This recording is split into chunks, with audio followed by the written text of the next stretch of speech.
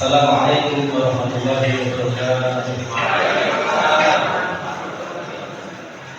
Alhamdulillah alladzi zalala al-qulub alladzi ja'ala lakum al-ardha firashan was-samaa'a bina'an wa anzala minas samaa'i ma'an fa akhraja bihi minat thamarati rizqan lakum fala taj'alu lillahi andada wa antum ta'lamun. Walladzi arsala rasulahu bil huda wa dinil haqq liyudhhirahu 'ala dinihi kullih walau karihal kafirun walau karihal musyrikun walau karihal munafiqun. Amma ba'du, Bapak Ibu calon jemaah haji yang insyaallah akan berangkat 2020. Alhamdulillah senang sekali pada hari ini saya kembali berjumpa dengan Bapak Ibu semuanya. Akhirnya kalau jadwal saya besok ya, Ahad depan. Hari ini sebenarnya jadwalnya Ustaz Yunan itu hari ini tidak bisa dan beberapa Ahad mendatang tidak bisa karena menjalankan tugas. Jadi di amal cuaca ini ada 2 orang ustaz yang dia itu tugasnya menghalalkan yang haram. Tahu Bapak itu ya? Pekerjaannya, tugasnya punya menghalalkan yang haram.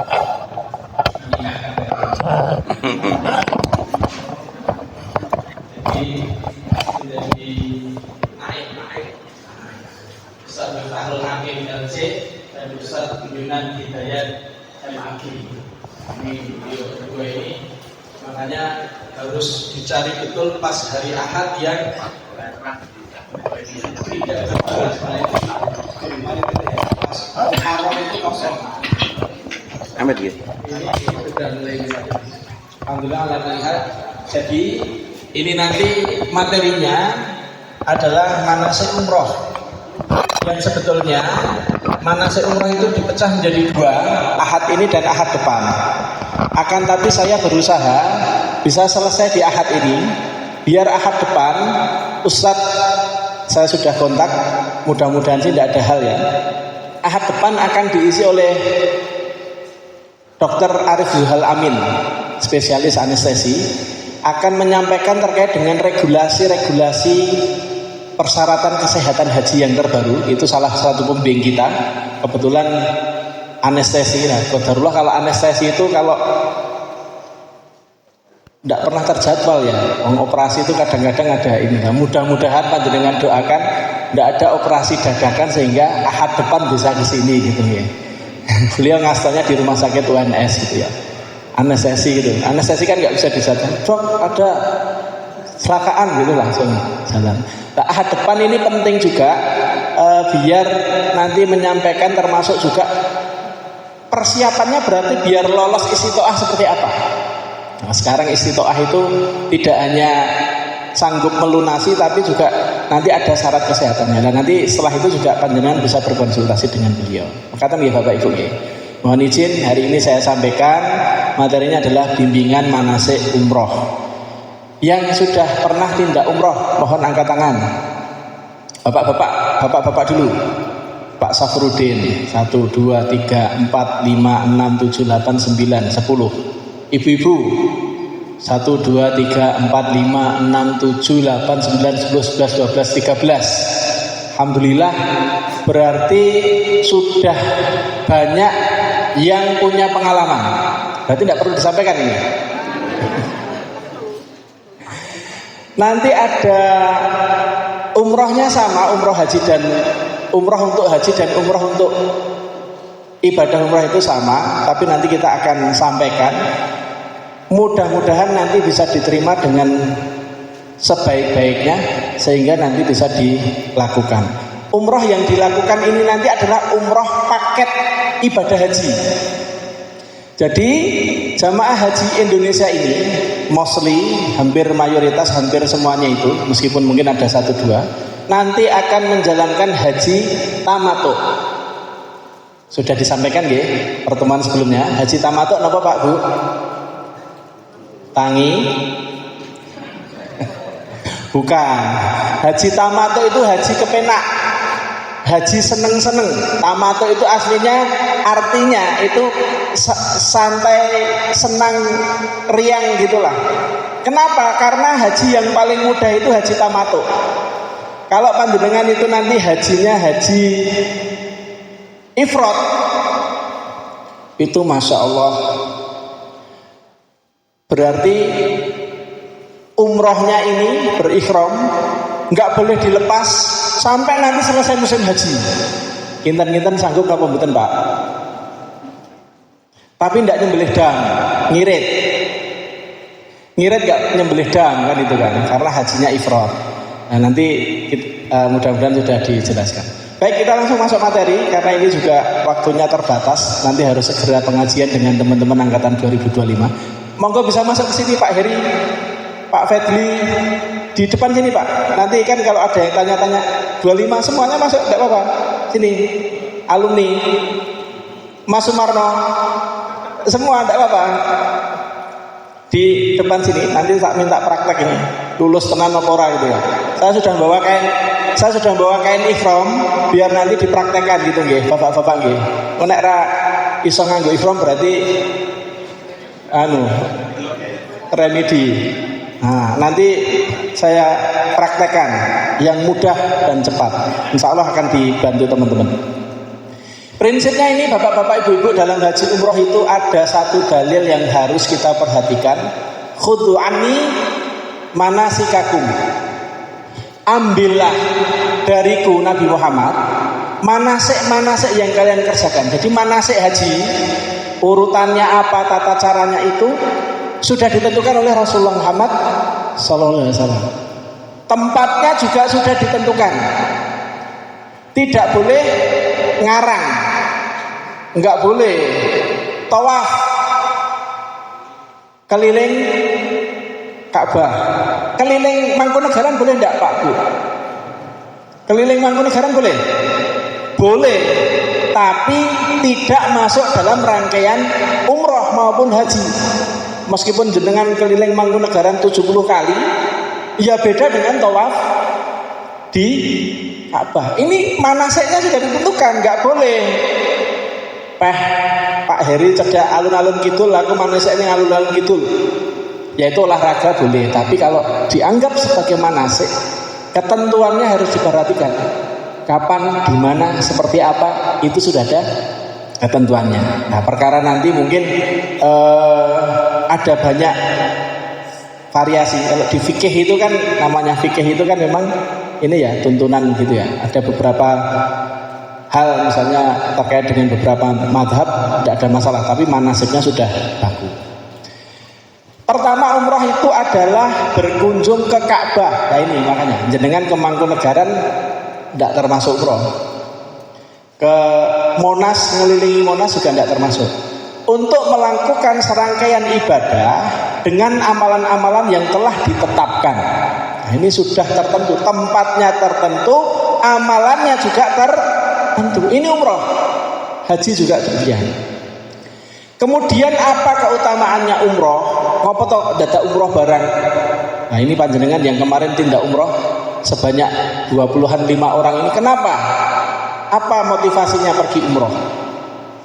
Di dalam sebuah hadis disebutkan Bapak-bapak, Ibu-ibu, an Abi Hurairah, dari Abu Hurairah radhiyallahu anhu, anna Rasulullah sallallahu alaihi wasallam, sesungguhnya Rasulullah sallallahu alaihi wasallam itu bersabda, ini ngacak ini ya, karena Arabik.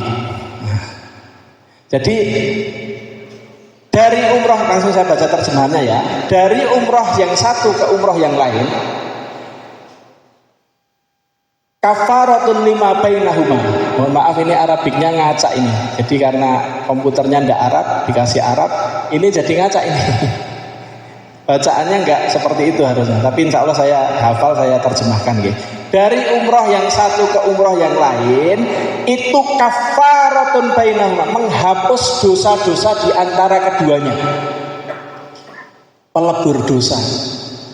Jadi kalau umroh lagi, boleh enggak? Ini sudah tidak umroh, tahun depan mau umroh lagi, tahun depan umroh lagi, enggak ada masalah. Itu justru ada fadilahnya. Itu akan menghapuskan umroh. Lah kalau di dalam haji umroh berkali-kali boleh enggak? Nah nanti ada pembahasannya. Maksudnya dalam satu perjalanan haji boleh umroh lagi enggak? Boleh umroh lagi enggak kan itu? Kafaratun lima bainahuma wal hajjul mabrur laisa lahu jazaa'u illal jannah. Dan haji mabrur itu enggak ada balasannya kecuali surga. Jadi masya Allah yang panjenengan persiapkan hari ini, perjalanan yang besok tahun depan insya Allah panjenengan lakukan ini, pahalanya enggak bahin-bahin.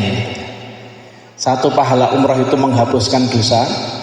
Terus kemudian haji yang mabrur itu pahalanya masuk surga. Itu kita impikan seperti itu, ya Allah saya itu masuk surga itu pakai cara apa coba? Nah salah satunya cara yang bisa ditempuh adalah dengan berhaji. Ini pengertian dan keutamaannya. Kemudian tata caranya umroh yang sudah melaksanakan insya Allah paham dan insya Allah mudah atau susah bapak-bapak ibu-ibu? Mudah atau susah? Umroh itu tata caranya cuma ada 4 hal ini saja. Ihram, tawaf, sa'i, tahallul. Itosalul. Ihram, tawaf, sa'i, tahallul. Apa Pak Bu? Itosalul.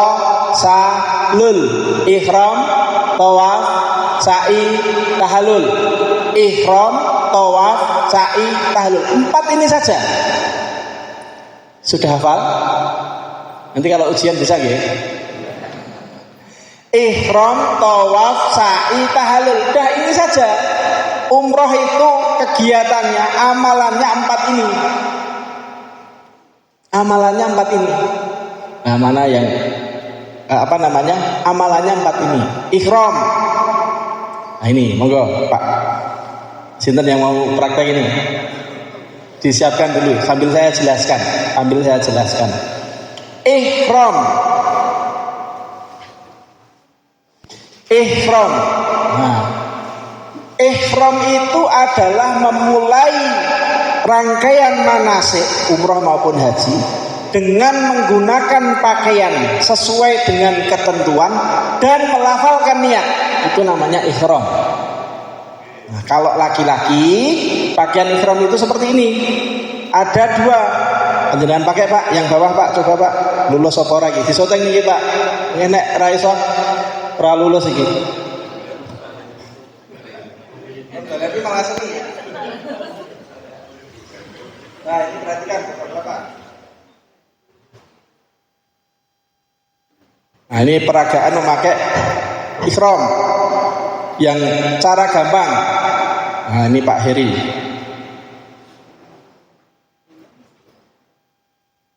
Kain putih dibentang, disisakan ujungnya sedikit, tekuk. Kemudian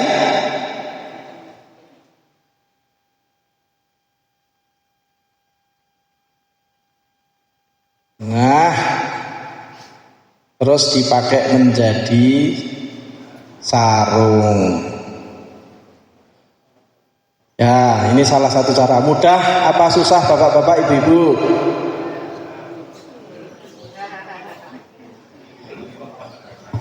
Lihat, ini kalau terbuka tetap aman.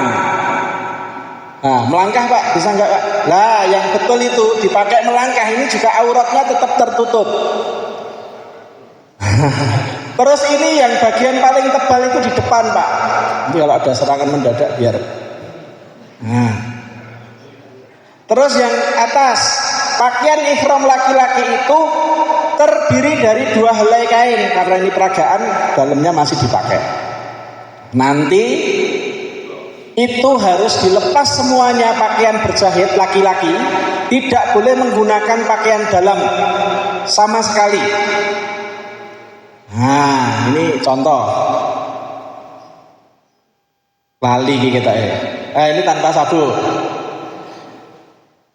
Nah, ini contoh. Ya, nanti kalau pakai sabuk bisa jadi kimono. Nah, besok kita peragakan ya, Pak Bu. Nah, ini contoh. Nanti pakaiannya cuma 2 lembar saja. Nah, apa aman? Insya Allah aman. Ini buktinya selamat semua ini. Alumni ini pakai baju ihram berapa hari, Mas Fadli? Dari tanggal 8, 9, 10, 11 10 ya, 8, 9, 10 8, 9, 10 Dzulhijjah kan setelah 10 lempar jumroh kan sudah lepas. Jadi nanti panjenengan paling enggak akan menggunakan pakaian seperti ini, bapak-bapak ini nggih. Selama mulai dari niat berihram ini sebagai awal mula panjenengan memulai ihram itu adalah dengan cara menggunakan pakaian ini. Peci boleh enggak? Enggak boleh. Peci nanti dilepas. Kacamata boleh, enggak ada masalah. Jam tangan boleh. Sabuk boleh, enggak ada masalah. Yang tidak boleh itu pakaian. Pakaian itu yang diagem, ageman itu yang diagem gitu ya. Maksudnya yang dikenakan di badan. Makanya nanti pakaian dalam enggak boleh. Enggak boleh pakaian dalam. Nanti udah 2 lembar ini saja, enggak pakai pakaian dalam. Nah, ini satu ihram. Matur nuwun Pak Heri. Pakaian ihram laki-laki berupa 2 helai kain tanpa jahitan dianjurkan berwarna putih. Dianjurkan berwarna putih. Pireng entuk, gesane entuk. Ijo gesane entuk, tapi dianjurkan putih. Makanya nanti di sana semuanya pakai putih. Kalau tidak menemukan kain putih ya sebetulnya tidak ada masalah. Tapi dianjurkan karena ada anjuran putih ya kita pakai putih. Dan ini mudah. Nanti kain ihram ini panjenengan akan dapat. Ini saya masih utuh ini. Setelah pelunasan dari bank itu akan diberi. Nah, ini kebetulan tidak saya pakai yang sudah saya miliki kemarin. Tapi dapatnya cuma ini 1 pasang. Lah nanti untuk bapak-bapak itu perlu tambahan. Paling tidak jenengan itu harus bawa 3 lembar. Jadi nanti kalau kain bawahnya najis, misalnya pas ke toilet, kok kena najis, nah itu bisa ganti yang bawah kan gitu. Jadi punya serep 1. Paling tidak itu laki-laki itu nanti bawa 3 lembar. Beli mudah Pak ini, mudah dan murah. Insya Allah mudah dan murah. Beli di mana-mana tempat ada, online juga ada. Kalau perempuan memakai pakaian yang biasa, tidak kain putih seperti ini, bapak-bapak, ibu-ibu, ya baju seperti biasa, tapi yang memenuhi kaidah syar'i, yang bisa panjenengan pakai untuk sholat. Kalau pakaian seperti itu sudah bisa yakin dengan pakai untuk sholat, ya itu bisa dipakai untuk ihram. Tapi kalau itu belum sempurna, maka ya harus pakai pakaian yang sempurna. Warnanya apa? Bebas. Kalau yang ibu-ibu bebas. Malah mungkin kalau yang ibu-ibu itu disarankan jangan putih. Karena nanti terawang lah atau kurang ini. Jadi boleh misalnya pakai hitam, pakai ungu, pakai apa monggo, itu tidak ada masalah. Nah, kalau yang bapak-bapak laki-laki harus pakai 2 lembar kain dan dianjurkan berwarna putih. Paham ya sampai di sini? Ihram. Jadi awal mula itu menggunakan pakaian ihram. Yang dilakukan sebelum ihram apa? Sebelum yang dilarang, yang diperbolehkan. Nanti saya bagi Bu slide-nya. Nanti saya bagi. Ini slide-nya bikinnya cepet-cepetan jadi belum ada ininya. Nanti saya share di grup ya sama Mas Wahyu insyaallah. 1, sebelum menggunakan pakaian ihram ada sunnah-sunnah yang perlu kita kerjakan. Mandi besar, mencukur rambut yang tersembunyi, kemudian memotong kuku, kumis. Terus kalau yang ibu-ibu rambutnya panjang boleh dikepalkan, atau dikepalkan itu diikat gitu ya, diikat. Terus kemudian mengenakan wangi-wangian untuk bapak-bapak, tapi wangi-wangiannya bukan di kain ihram, tapi di badan. Sebelum pakai pakaian ihram, pakai wangi-wangian. Kalau sudah pakai pakaian ihram, tidak boleh pakai wangi-wangian sama sekali. Sama sekali tidak boleh. Nah, ada yang tanya dulu itu, kalau pakai apa? Minyak fresh care. Nah, fresh care-nya itu ada parfum lavender, ada parfum wanginya apa saja? Lemon. Lah itu sudah dikasih parfum kan berarti. Lah maka ya lebih baik jangan kita pakai kan gitu kan. Nah, nyuci kain ihram pun kalau saya tidak pakai sabun, Pak, Bu. Apalagi pakai pewangi, jangan. Nanti ini tidak wangi. Yang boleh dikasih pewangian itu badan. Itu pun sebelum mulai ihram. Itu ya. Terus kemudian sholat 2 rakaat. Nah, nanti kalau misalnya di pesawat ya boleh sholatnya di atas atau sebelum terbang monggo. Itu nanti bisa diatur. Nah, kayak gitu kan nanti ada banyak fikih-fikihnya ya, maksudnya ada banyak kemudahan dan kelonggaran lah insya Allah. Paham ya Bapak Ibu? Sebelum memulai berihram, perhatikan ini tadi, mandi besar, mencukur rambut tersembunyi, memotong kuku, memotong kumis atau merapikan kumis, mengepalkan atau mengikat rambut. Ini saya baca dari Al-Mughni. Mengenakan wangi-wangian di badan untuk lelaki, kemudian sholat 2 rakaat. Ini sholat sunnah. Apa namanya? Berihram ya. Sholat sunnah ketika sudah mengawali berihram. Larangannya, ketika sudah menggunakan pakaian ihram dan sudah melafalkan niat. Niatnya sudah diajarkan ya, Ustaz Fajar kemarin. Coba kita bersama-sama lafalkan niat umroh. Labbaika umratan, labbaika umroh, itu juga boleh. Allahumma labbaika umroh, itu juga boleh. Nawaitu umroh wa ahramtu bihi lillahi ta'ala, itu juga boleh, monggo. Tapi yang paling mudah, yang di buku itu kan kita ajarkan yang mudah-mudah. Labbaika umroh, saya datang berniat untuk melaksanakan umroh. Begitu lafal labbaika umroh, atau nanti ketika mulai haji labbaika hajjan dilafalkan, maka sudah berlaku larangan ihram.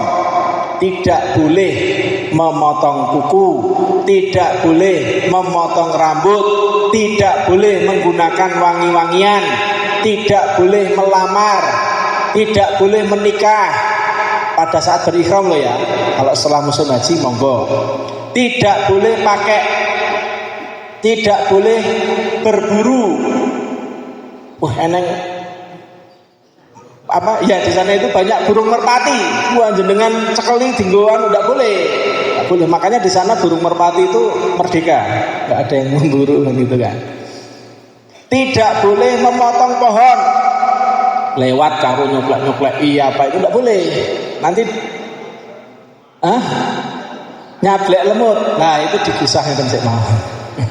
Meskipun saya pernah baca ada yang membolehkan ya, maksudnya binatang-binatang yang membahayakan apa itu. Tapi kalau memang ini ya digusah dulu aja. Kalau mau hati-hati. Meskipun saya pernah baca kalau hal-hal yang semacam itu boleh ya. Tapi hati-hati. Nah, itu digusah mawon.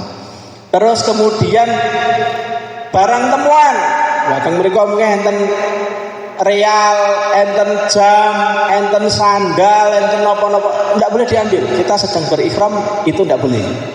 Kemudian bagi laki-laki tidak boleh pakai pakaian berjahit. Nyun sewu, nganggo katok kolor, nganggo celana dalam, itu tidak boleh. Dah itu tidak ada masalah. Pakai kain ini juga aman-aman saja.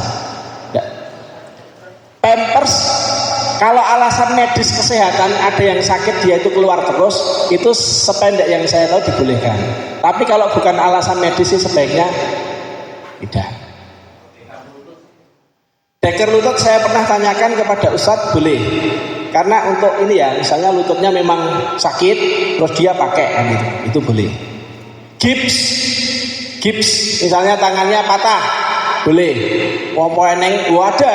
Kemarin kejadian di Mekah itu tetangga kamar kita Mbah Sepuh turun tangga jatuh, patah.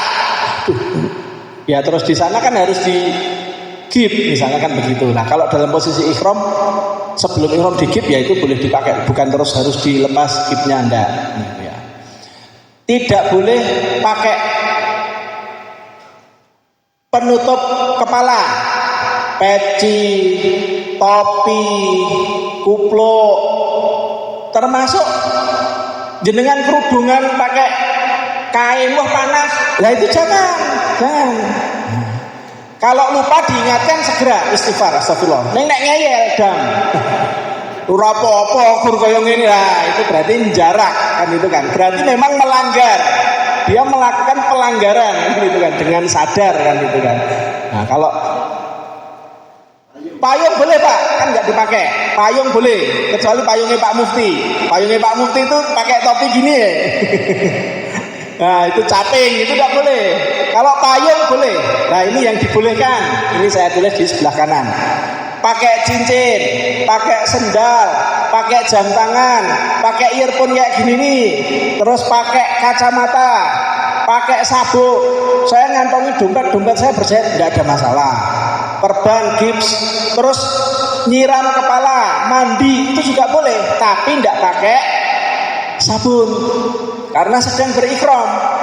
Jadi sedang ikhram itu bukan berarti terus 4 hari nggak mandi sama sekali gitu ya, enggak. Mandi di Mina, Pak Heri mandi nggak kemarin Pak? Mandi nggak di Mina kemarin? Oh mandi mandi pagi sore mandi, tapi nggak pakai sabun, nggak pakai sampo. Udah grujuk tok itu sudah bersih, nggak lo seger, bersih, tapi nggak perlu wangi. Nah gitu ya. Termasuk saya baca kehati-hatian itu ketika tawaf di Ka'bah itu Ka'bah itu kan diberi parfum, baik di kain maupun di dindingnya. Itu sama ada petugasnya, itu memang dilapi pakai parfum biar wangi gitulah. Saya membaca sebagai kehati-hatian, yaitu kita jangan pegang yang wangi-wangi gitu ya. Kalau kita tahu ya jangan kan. Nggak ngerti ya muka-muka ini kan. Sikat gigi jangan pakai yang wangi-wangian. Pokoknya segala yang memberikan bau harum itu lebih baik dihindari. Sikatan ya nggak usah pakai odol sih. Kalau saya gitu ya. Kalau saya nggak pakai odol nggak ada masalah sih. Kecuali ada pasta gigi yang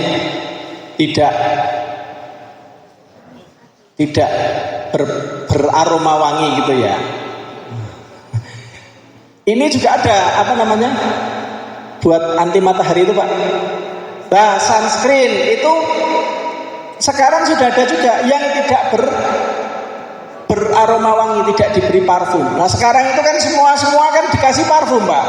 Body lotion kasih parfum, ini kasih parfum, facial pakai parfum lah, semua biar seneng kan. Orang itu kan memang seneng, tabiatnya seneng yang wangi-wangi kan itu. Tapi ketika musim haji umroh ini usahakan yang tidak pakai wangi-wangian. Termasuk saya lihat kemarin di Bin Dawud itu juga dijual apa namanya sunscreen apa yang memang khusus untuk sunblock itu yang nggak ada parfumnya sama sekali. Ini ihram, ini penting karena ini termasuk rukun. Nah, jadi 4 hal ini harus diperhatikan betul-betul karena ini rukun. Rukun itu tidak boleh ditinggalkan. Kalau ditinggalkan tidak sah. Beda sama wajib. Wajib itu kalau kelewat, ketinggalan, dia kena denda dam tetap sah. Bayar dam tapi tetap sah. Tapi kalau rukun, ihram, kalau jenengan tidak pakai ihram, tidak melafalkan niat, ya tidak kanggu nanti umrohnya sama hajinya. Nah itu nggak boleh ditinggal. Jadi ihram itu harus dilakukan. Kemudian ihram dari mikot, nah ini yang disebut wajib.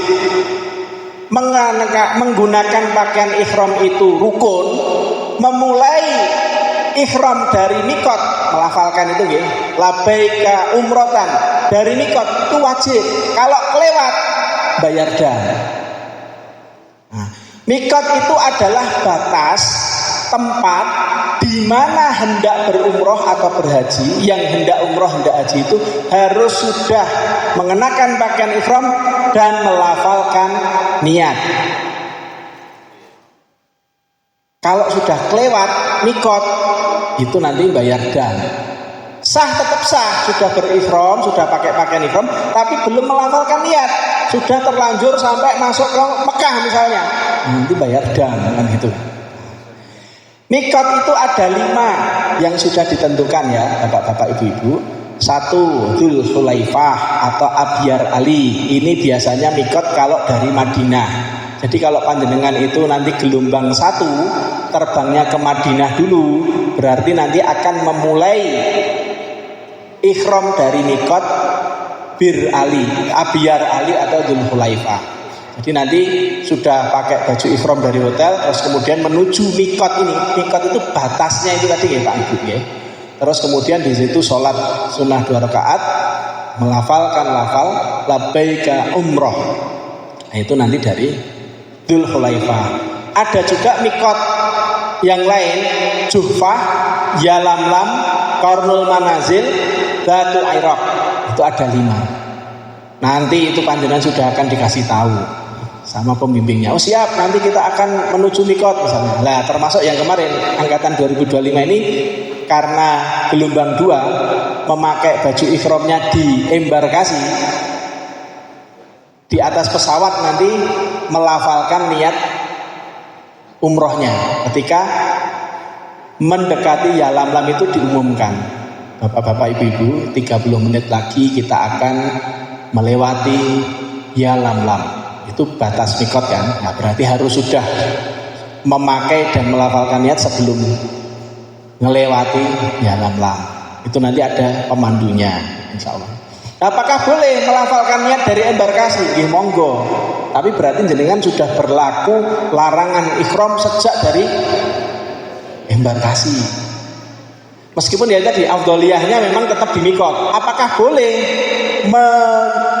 mendahului, maksudnya itu saya baca ya ada yang membolehkan, tapi itu tadi berarti jenengan konsekuensinya harus sudah di pesawat itu tidak boleh melakukan larangan tadi ya, larangan ihram. Tapi ketika dari embarkasi ini baru memakai pakaian ihram tapi belum melafalkan niat, maka itu belum berihram.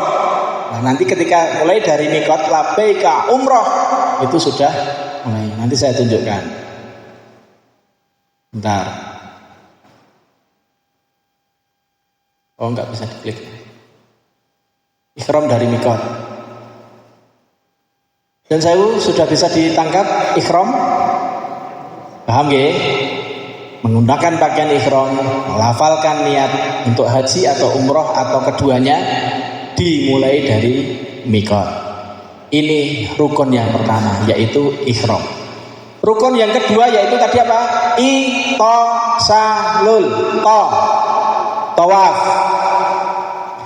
Tata caranya tawaf itu adalah mengelilingi Ka'bah sebanyak 7 kali. 7 kali. Jangan kurang, jangan lebih. 7 kali. Kalau lupa lah itu urusan lain, tapi kita berusaha 7 kali. Kayak sholat misalnya 3 rakaat tak gawe petang rakaat, ya tidak boleh kan gitu kan. Sudah ini 7 kali. Tapi kalau lupa, nah itu soal lain kan gitu ya. 7 kali. Ka'bah selalu berada di sisi kiri. Nah, ini ada kata selalu, ini juga ulama ini yang hati-hati, dia itu sampai pokoknya harus selalu kiri. Jenengan madhep ini baleni mundur itu. Kalau hati-hati loh ya.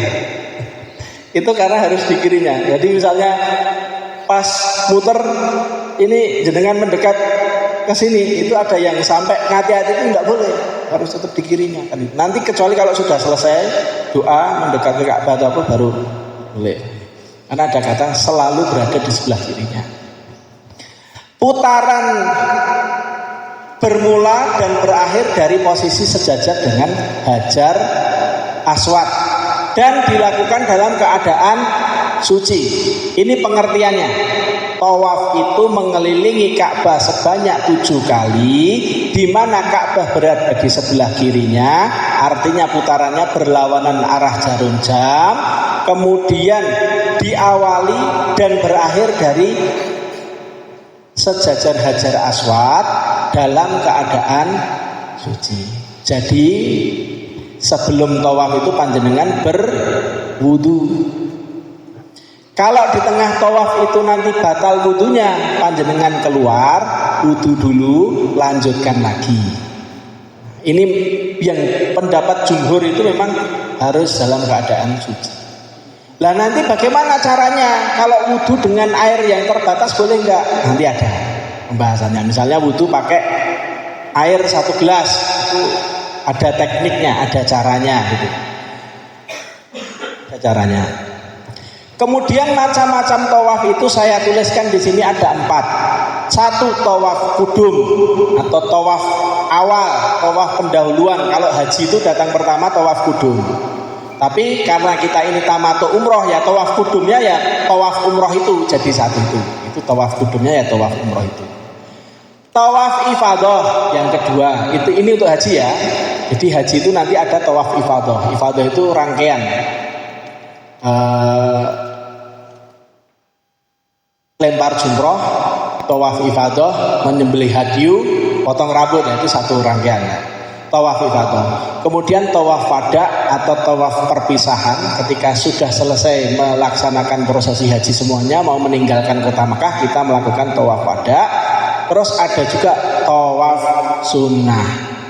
Tawaf sunnah itu adalah tawaf yang bukan karena umroh, bukan karena haji. Ya kita pengen tawaf di sekitar Ka'bah. Jumlahnya sama 7 kali.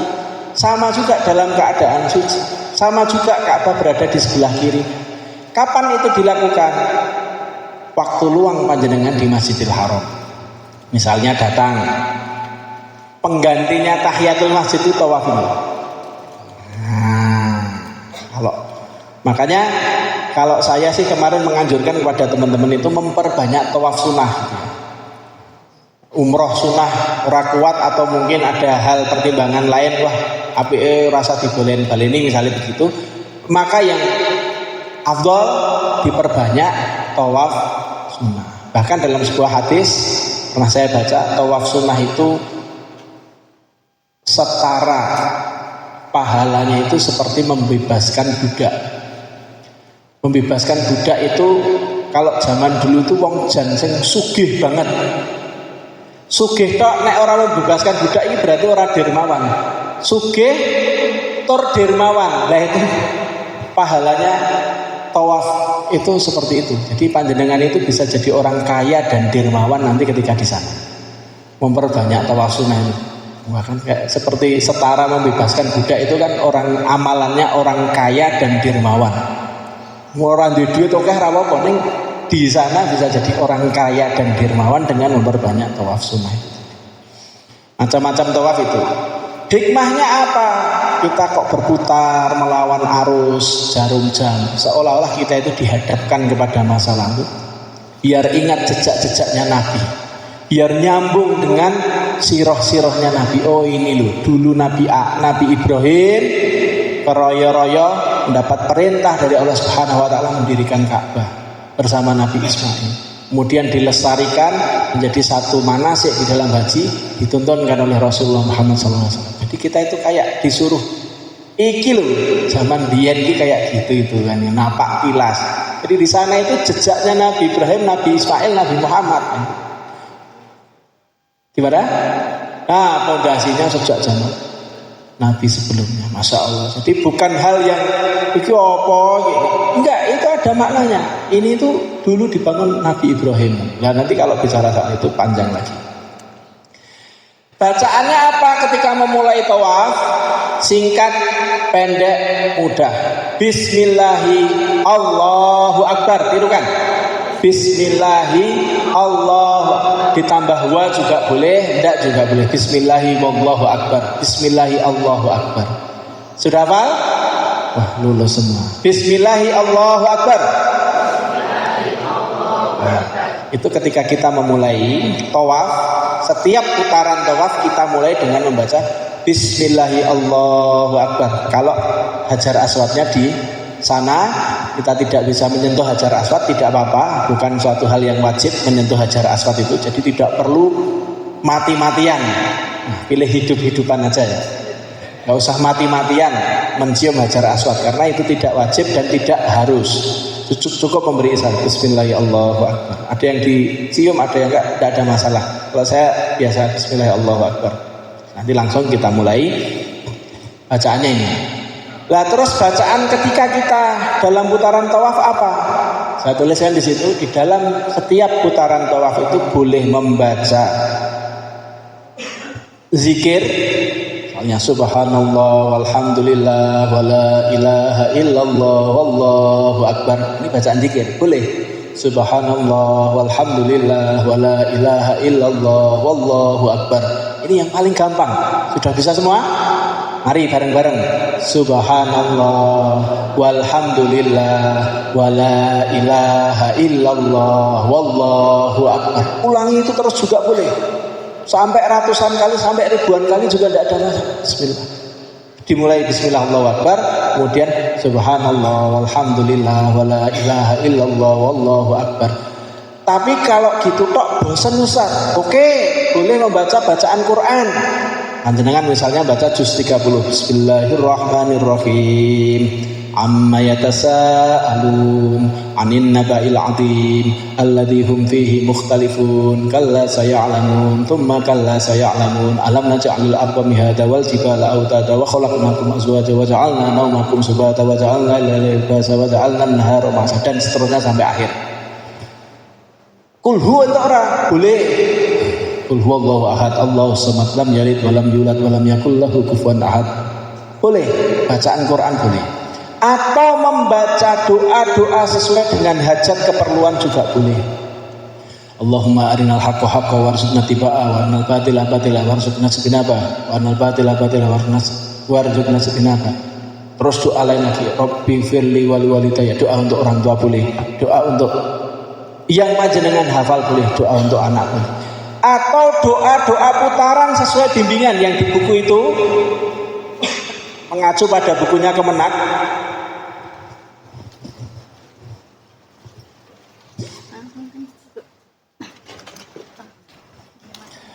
Nah, nanti setelah pelunasan panjenengan akan dapat ini. Nah, sayangnya setelah pelunasan. Nah, padahal syarat mangkat lagi tiga ilah. Makanya sekarang harus dibaca itu. Panjenengan nanti dapat sebetulnya dari Kemenak itu ya sama buku tuntunan manasik seperti ini. Tapi ya itu tadi dibaginya besok pas berangkat. Terus sinaunya kapan kan gitu kan. Nah ini dengan nyicil sinaunya sekarang biar tidak kaget kan gitu kan. Ya nanti dapat buku doa itu dapat. Terus ini filosofi haji dapat. Terus ini tuntunan manasik juga dapat. Tapi ini dapatnya besok. Besok pas sudah pelunasan gitu kan. Nah ini dapat. Nah, nanti boleh dibaca-baca. Makanya kalau belajarnya besok mau berangkat ya kemepetan. Nah, sekarang ini kita sudah mulai persiapan. Serius ini ibadah besar ini yang kita siapkan dari sekarang. Di situ dituliskan doa putaran 1. Baca ini. Putaran kedua baca ini. Itu juga biar tidak lupa. Oh, karena dibeda-bedakan nih, putaran 1 ini, putaran 2 ini, oh ki mau wes, ngono iki. Oh berarti wes putaran ketiga. Kan itu juga salah satu ijtihad dari Kemenak, diberikan doa yang berbeda-beda. Nah, itu juga monggo juga boleh. Tapi kalau saya juga punya rumus. Saya baca di bukunya ini. Aku rindu naik haji. Tulisannya Dr. Khalid Abu Sa'di. Di dalamnya itu ada tips dari salah satu ulama Mesir, namanya saya lupa. Tapi dia memberikan satu tips biar tidak bosan dan kita itu ingat. Itu dibagi-bagi doanya. Ya sama kayak ijtihadnya Kemenak itu. Tapi kalau itu gini, putaran pertama itu saya doa minta ampun untuk diri saya sendiri. Misalnya, terus pokoknya satu putaran ini khusus saya doa untuk diri saya. Allahumma firli, minta ampun, minta apa dan sebagainya. Nanti putaran kedua doakan orang tua, bapaknya. Seperti itu orang yang paling berjasa pada hidup kita, orang tua kita. Khusus putaran kedua ini saya mendoakan orang tua. Putaran ketiga mendoakan anaknya. Anaknya sebut semua. 1, 2, 3, 4 sebut semua. Nanti putaran ke 4 saya doakan keluarga. Yo Pak Dene, Bu Dene wis gen munggah kaji sing untuk hidayah ben untuk hidayah, sing pengen umroh gen untuk umroh dan sebagainya. Nah, nanti terus putaran ke 5 misalnya doakan tetangganya. Tanggo-tanggoku sing do titip, teman-teman kerja dan sebagainya. Ini putaran ke-5. Nah, kalau sudah baca itu berarti nanti ini ke-5. Ke-6 misalnya apa? Jangan lupa yang dimasukkan di putaran itu doakan untuk tempat tinggal kita, ya kampung kita, ya kota kita, ya negara kita, doakan itu. Oh ya, namanya ulamanya Amr Khalid, terus kelingan. Nah, itu doakan juga untuk persatuan umat Islam. Di putaran yang terakhir itu seluruh dunia. Wah, kita itu doanya bukan egois. Ya, misalnya yang pertama harus digawa EDW, nanti yang terakhir itu untuk umat Islam semuanya. Di Gaza, di Ethiopia, di Afrika, di mana doakan di putaran keberapa. Nah, nanti monggo itu bisa dengan reng-reng. Reng-reng ini bahasa Indonesia ini apa gitu? Kenapa Pak? Dirancang. Panjenengan bisa rancang mulai dari sekarang. Putaran ke-1 saya ingin mendoakan diri saya. Putaran kedua mendoakan pasangan saya, istrinya atau suaminya. Putaran ketiga mendoakan anaknya misalnya. Putaran keempat mendoakan keluarga besarnya. Putaran kelima mendoakan tetangga dan handai tolan misalnya. Putaran keenam mendoakan siapa. Monggo jenengan bisa rancang. Jadi jenengan nanti bisa menghayati dan mandiri. Tawaf kepisah karo kancane, mboten usah khawatir. Wong dongane dhewe-dhewe nggih, Pak Bu nggih. Kono dongane iki aku ndak ada masalah, itu ndak ada masalah. Kepisah ndak ada masalah, pisah sama pembimbing ndak apa-apa. Ini saya punya hajat sendiri, kan sudah diberi bekal ilmu ini biar jenengan itu nanti di sana tidak kaget. Oh tawaf itu kayak gini 7 kali, dongane iki iso iki. Jadi nanti ketika ada situasi yang di sana itu memang tidak memungkinkan karena kredit, karena kepisah lantainya, karena kepisah waktunya, kepisah jamnya, itu tidak ada masalah. Panjenengan sudah menguasai. Terus yang ada ininya itu doa itu di awal dan di akhir bapak-bapak ibu-ibu. Yang di tengah ini panjenengan bebas. Yang di akhir itu dari rukun Yamani sampai Hajar Aswad itu sisi terakhir dari Ka'bah itu doanya ini doa yang panjenengan sedaya saya yakin sudah hafal. Doa sapu Rabbana atina fid dunya hasanah wa fil akhirati hasanah wa qina adzaban. Doa ini ada di dalam surah Al-Baqarah. Ini doa ini sebetulnya diajarkan langsung ini berarti dalam Quran ada. Ini doa ini itu nyindir. Dulu itu ada yang ke Mekah, ke Baitullah itu dongone pengen sugih. Dongone doanya itu hanya urusan dunia saja. Rabbana atina fid dunya hasanah. Rabbana atina fid dunya hasanah. Kemarin di share Ustaz Bambang itu doa apa itu? Terus jadi cuan itu. Beri saya uang ya Allah, beri saya uang ya Allah, beri saya uang. Pokoknya gimana? Itu bagi tekan kana ada, tapi coba njaluk babakan dunia. Rabbana atina fid dunya hasanah wa fil akhirati hasanah wa qina adzabannar. Lah doanya ini dan saya yakin dua doa ini sudah hafal. Nggih Pak Bu nggih. Sampun hafal nggih? Bismillah ya Allahu akbar. Coba. Doa satu jagat sareng-sareng. Rabbana atina fid dunya hasanah wa fil akhirati hasanah wa qina adzabannar. Ini doa tawaf itu yang paling pokok dua ini. Kalau yang di tengah-tengah bebas. Panjenengan boleh baca zikir, boleh baca bacaan Quran, boleh baca doa-doa sesuai hajat atau keperluan, atau boleh sesuai urutan-urutan itu kan. Terus nanti Pak, Bahasa Indonesia boleh, bahasa Jawa boleh, bahasa Inggris juga boleh, Pak. Bahasa Arab apalagi, afdal. Bahasa Inggris juga boleh. Insya Allah boleh. Amalan setelah tawaf, kalau sudah selesai 7 putaran, bapak-bapak, ibu-ibu, maka yang dilakukan itu adalah menuju makom Ibrahim. Makom Ibrahim itu nomor. Nah ini namanya makom, bukan makam, nggih. Makom itu tempat berdiri. Koma yakumu itu berdiri. Makom itu tempat berdiri. Dulu Nabi Ibrahim itu berdiri. Di dalamnya ini ada batu, Pak Bu. Ada batu.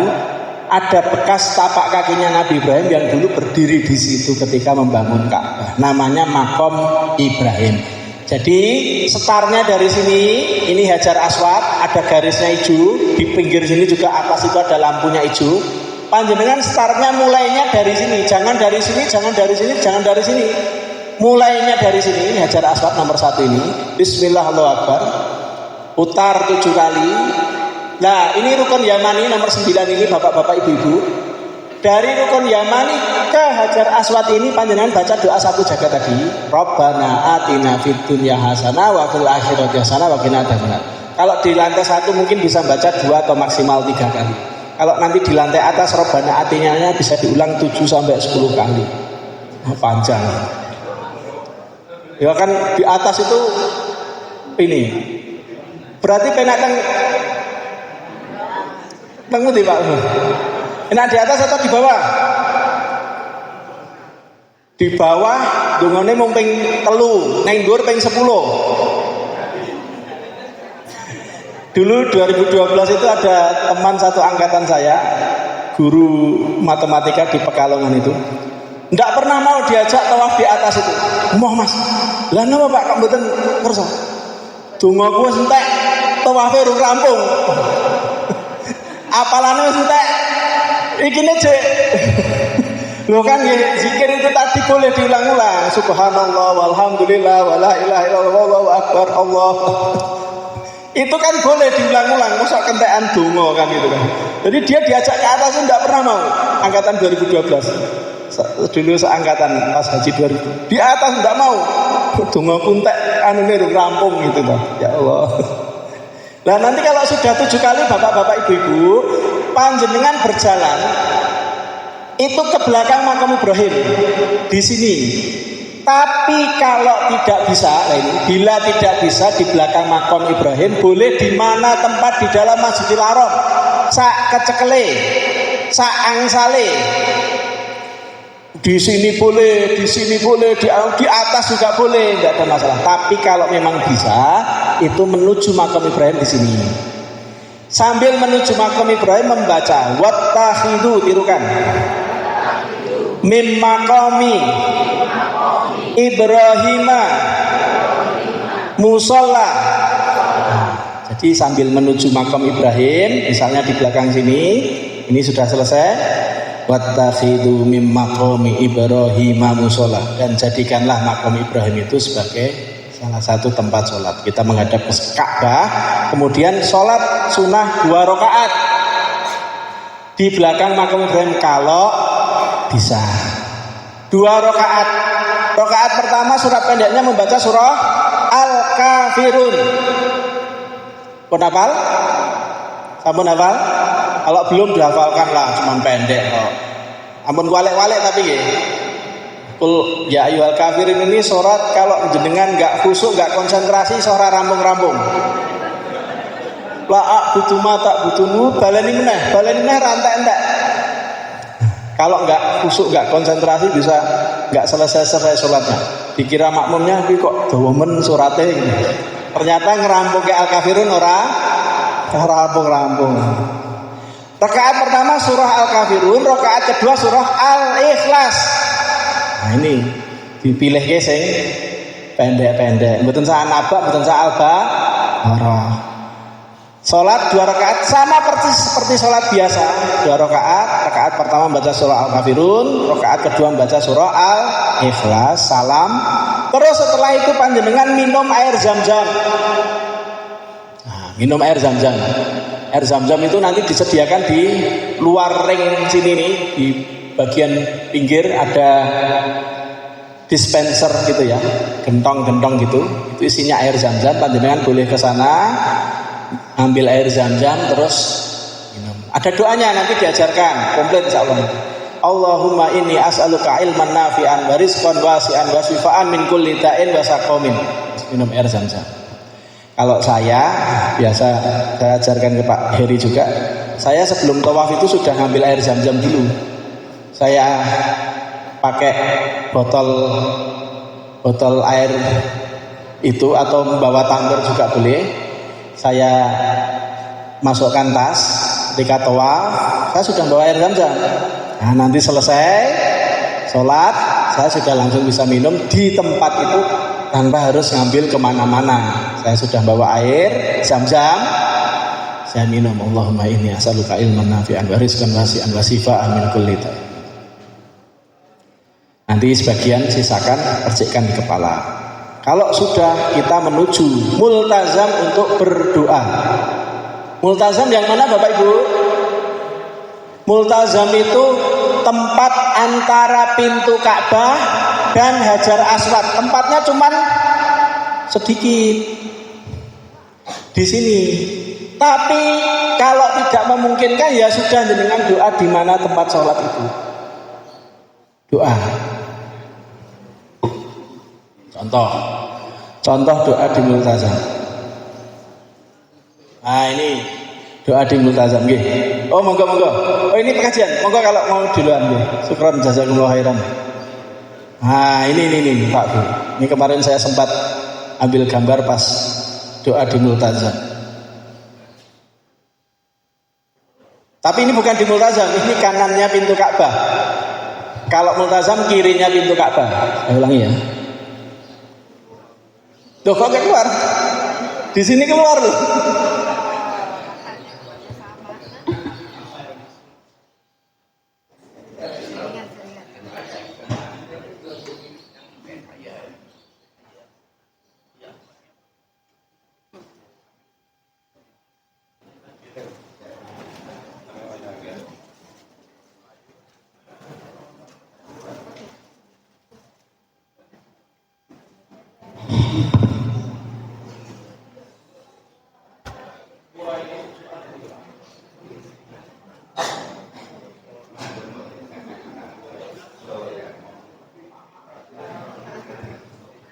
Video ini karunia dari Allah ini. Maksudnya biar bisa buat. Nah, jadi kalau saya baca di sini juga itu doa di Ka'bah itu nemplek gini. Makanya kok do nemplek toh? Karena memang ada riwayatnya. Allahumma sholli wa sallim wa barik ala Muhammad rabbana atina fid dunya hasanah wa fil akhirati hasanah. Menempelkan ini ke dinding Ka'bah. Terlagi. Nah, makanya pada nempel ini dinding Ka'bah, nempel. Ini tempatnya memang kredit, jadi tidak perlu mati-matian. Pilih hidup-hidupan saja. Nah, ini. Tapi kalau panjenengan punya kesempatan ya alhamdulillah. Ada masalah. Nah.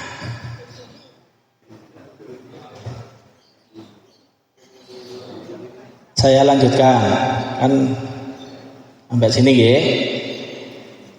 Jadi